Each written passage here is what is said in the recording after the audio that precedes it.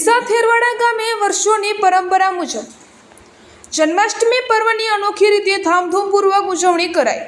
સમગ્ર ભારતમાં જન્માષ્ટમી પર્વની ધામધૂમપૂર્વક ઉજવણી કરવામાં આવી રહી છે, ત્યારે ડીસા તાલુકાના થેરવાડા ગામે વર્ષોની પરંપરા જાળવી રાખીને જન્માષ્ટમી પર્વ નિમિત્તે માટીના કાનુડા બનાવી રંગેચંગે ઉત્સાહભેર ઉજવણી કરવામાં આવી। બનાસકાંઠા જિલ્લાના ડીસાના થેરવાડા ગામ પરંપરા માટેના દેશી કાનુડો બનાવીને રાત્રિ દરમિયાન જન્માષ્ટમી પર્વની ઉત્સાહભેર ઉજવણી કરવામાં આવી હતી।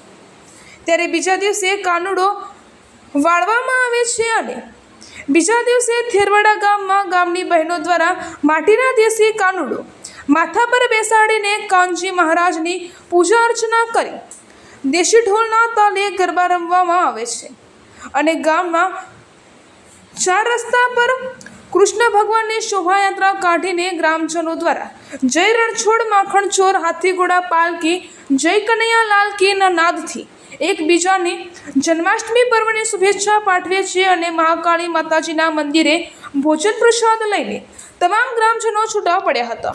ડીસા તાલુકાના થેરવાડા ગામમાં આજે પરંપરાગત રીતે ચાલી આવતી નીતિ એમાં કૃષ્ણ ભગવાનને બનાવવામાં આવ્યા હતા। એની પ્રમાણે અમારી બધી ગામની બહેનોએ કૃષ્ણ ભગવાન માટીના બનાવ્યા હતા। ત્યાર પછી બધી બહેનોએ કાનુડાને લઈને ગામની પાદરે આવ્યા હતા અને તેમને ગીત પણ ગાયા હતા અને એ ઉપરાંત મહાકાળી યુવક મિત્ર મંડળ થેરવાડા દ્વારા ભોજન સમારંભનું આયોજન કરવામાં આવેલ હતું, જે બહેનોએ સારી રીતે એમને સાથ સહકાર આપ્યો છે।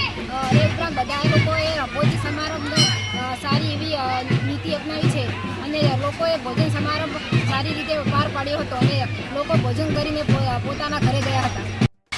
ડીસા તાલુકાના થેરવાડા ગામની અમે બધી બહેનો ભેગી થઈને ગામમાં માટીના કાન ભગવાનને બનાવીએ છીએ અને પછી ગામના ચોરાએ રહીને તેમને ગીત ગાઈએ છીએ અને પછી સમસ્ત મહાકાળી યુવક મિત્ર મંડળ દ્વારા ભોજન સમારંભ રાખવામાં આવે છે અને અમે બધા પ્રસાદ લઈને છૂટા પડીએ છીએ।